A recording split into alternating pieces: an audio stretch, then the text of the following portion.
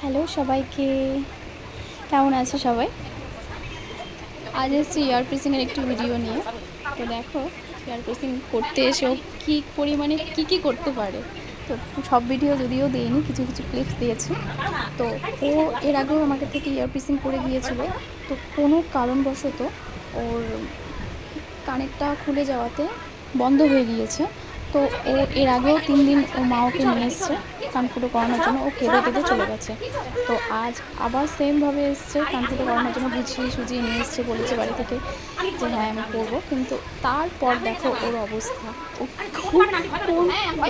কী করতে পারে। ও না শেষমেশে ও কানফুটো না করে ও বাড়ি চলে গিয়েছে।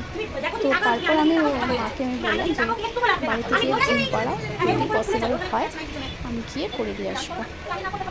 দেখতে থাকো কী করতে পারে, কী করেছে। এটা সব কিছু ভিডিওতে যদিও আমি দিইনি, কিছু কিছু ক্লিপস দিয়েছি।